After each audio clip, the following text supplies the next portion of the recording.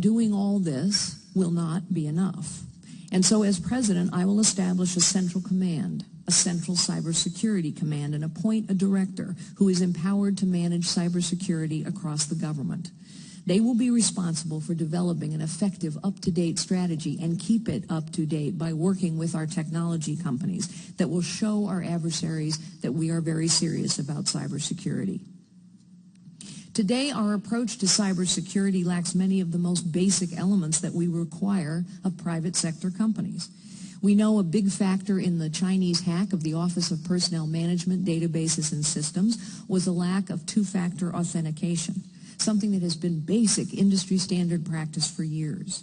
As usual, government is holding itself to a different and lower standard, and this is unacceptable when the safety and security of this nation is at stake.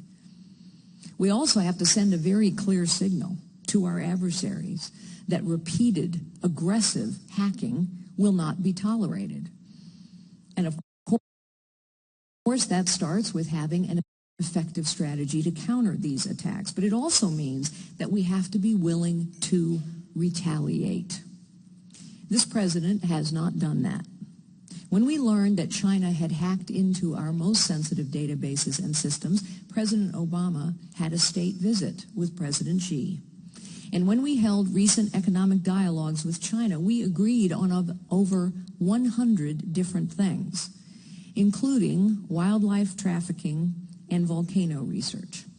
But none of these 100-plus points of agreement addressed cybersecurity. China sees this, and they know they can push ahead with an aggressive economic and military agenda because they are not being challenged. Here is the point.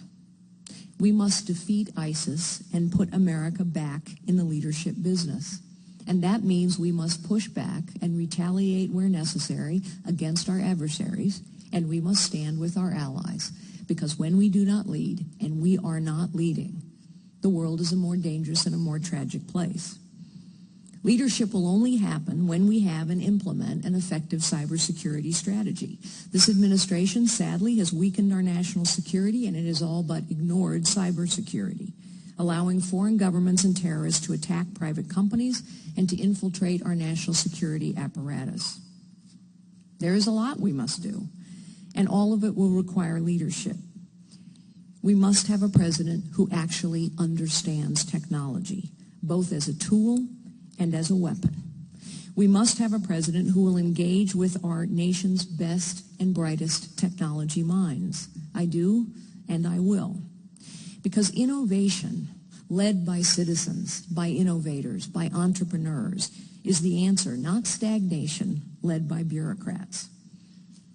I very much want your support, your votes, your prayers. But with the support of this state and of the citizens of this nation, we can and we must take our country back. Thank you so much for having me this afternoon.